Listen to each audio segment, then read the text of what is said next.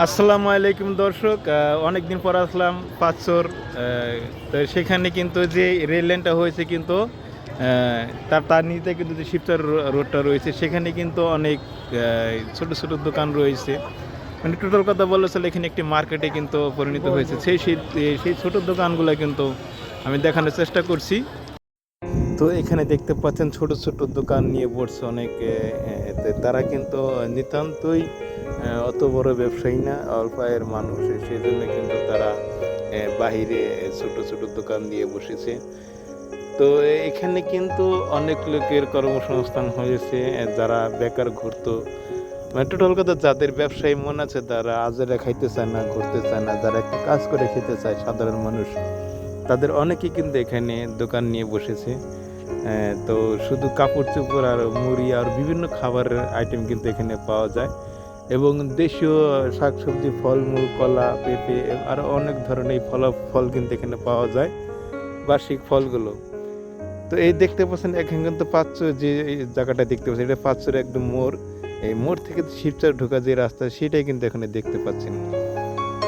তো এখান থেকে এই যে হাইওয়ে রোডটা দেখতে পাচ্ছেন, এটা যখন আন্ডারপাস করে দেওয়া হয়েছে, তা আমার মনে হয় যদি ওই মেন হাইওয়ে রোডটা যদি এখানে যদি আন্ডারপাস করে দেওয়া হতো, তাই কিন্তু এই শিবচরের পাঁচচরের যে মানুষ বা জনগণ যারা রয়েছে, যারা এলাকার মানুষ, তাদের কিন্তু অনেক সুবিধা হতো। আরও অনেকে বসতে পারতো, ছোটোখাটো যারা ব্যবসা করতে চায়। তাই ওরকম যদি আন্ডারপাস সিস্টেম করে দেওয়া হতো, তাহলে কিন্তু যে পাঁচচরবাসীরা একটা সুন্দর একটা স্থান পেত, বা একটা সৌন্দর্য পাঁচচর মোড় গোল চত্বর পেত।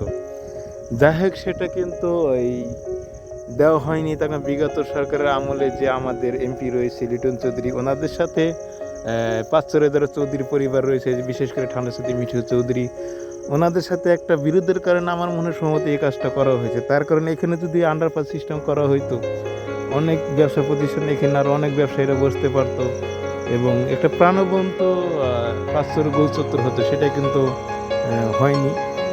তো যাই হোক, তারপর রেল লাইন ধরেই কিন্তু আমি একটু সামনের দিকে যাচ্ছি। তো দুধার ঘেঁষে কিন্তু অনেক সুন্দর পরিবেশ লক্ষ্য করা যাচ্ছে।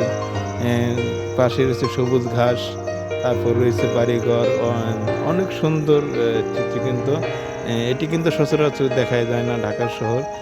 গ্রাম অঞ্চলে কিন্তু এটি খুবই একটি প্রাণবন্ত পরিবেশ বললেই চলে। এখানে আমার ডান পাশে দেখতে পাচ্ছেন, এখানে কিন্তু একটি ব্লু কালার টিনের ঘর রয়েছে, সেটাতে কিন্তু পরিবেশটা আরও সুন্দর ফুটে উঠেছে। তো আমরা সামনের দিকে যতই যাচ্ছি কিন্তু আসলে ততই কিন্তু মুগ্ধ হচ্ছি পরিবেশ দেখে। খুবই সুন্দর একটি পরিবেশে, এবং কি সূর্য ডোবার আগ মুহূর্তে, একদম সূর্য ডোবার আগ মুহূর্তে এই সময়টা স্মরণীয় হয়ে থাকবে আমার কাছে।